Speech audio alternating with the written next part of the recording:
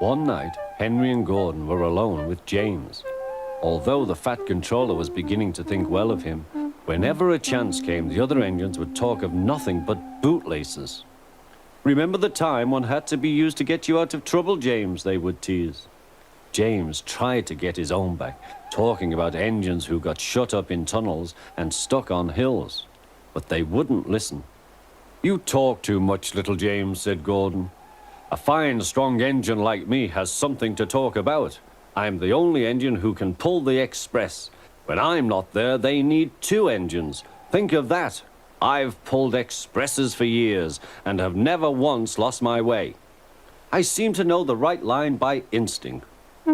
Every wise engine knows, of course, that the signalman works the points to make engines run on the right lines, but Gordon was so proud he had forgotten. "Wake up, James," said Gordon next morning. "It's nearly time for the express." "What are you doing? Odd jobs?"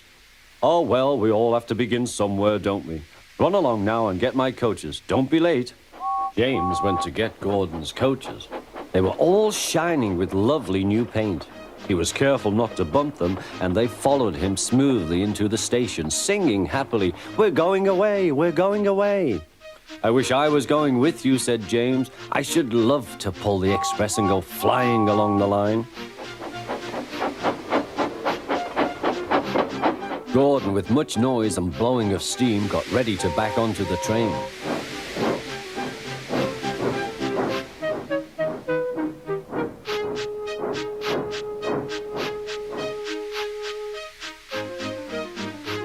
The Fat Controller was on the train with other important people, and as soon as they heard the guard's whistle, Gordon started. Look at me now," he puffed, and the coaches glided after him. "Poop, poop, poop, poop, poop. Goodbye, little James. See you tomorrow." James watched the train disappear and then went back to work. He pushed some trucks into their proper sidings and went to fetch the coaches for another train. James had just brought the coaches to the platform when he heard a mournful noise. There was Gordon trying to sidle into the station without being noticed.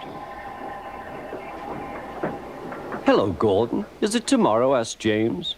Gordon didn't answer. He just let off steam feebly.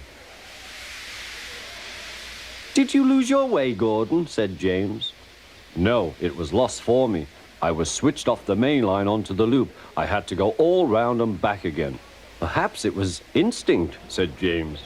Meanwhile, all the passengers hurried to the booking office. "We want our money back," they shouted. But the Fat Controller climbed on a trolley and blew the guard's whistle, so loudly that they all stopped to look at him. Then he promised them a new train at once. "Gordon can't do it," he said. "Will you pull it for us, James?" "Yes, sir, I'll try." So James was coupled on and everyone got in.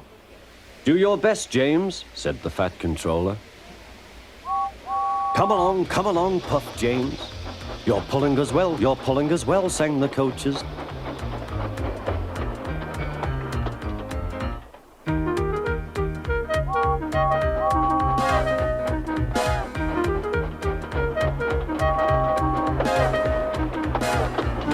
Bridges and stations flashed by, the passengers cheered, and they soon reached the station.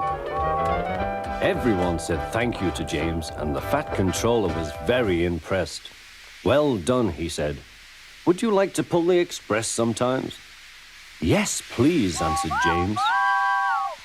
Next day, when James came by, Gordon was pushing trucks. "I like some quiet work for a change," he said. "I'm teaching these trucks manners. You did well with those coaches, I hear."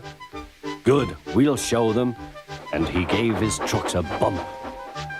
James and Gordon are now good friends. James sometimes takes the express to give Gordon a rest. Gordon never talks about bootlaces, and they are both quite agreed on the subject of trucks.